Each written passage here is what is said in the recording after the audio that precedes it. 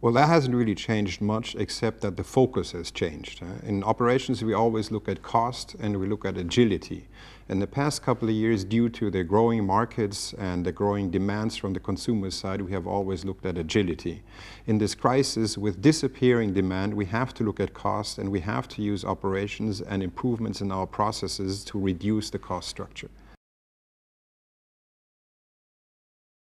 By cutting price, you can artificially increase demand.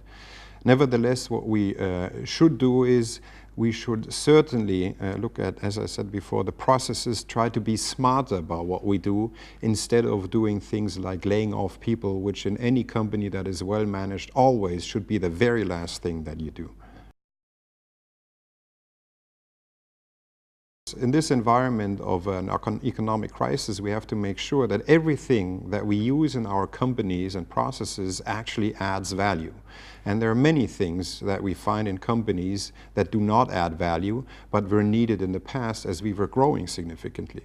So some companies have been very successful in doing this. For example, Porsche, or as some people call it, Porsche, a company that a mere 10-15 years ago was very close to disappearing, to going bankrupt.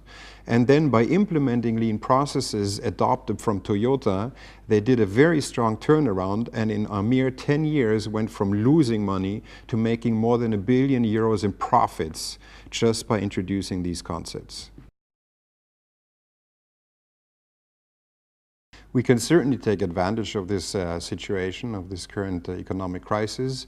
And the advantage, or what we should do, is we should finally kick out some things that are only there because we say, well, we've always done it this way. So what we should do is we should take a fresh look at our whole value creation process and identify those parts of it that actually do not add value, but they're only there because we've always done them in the past.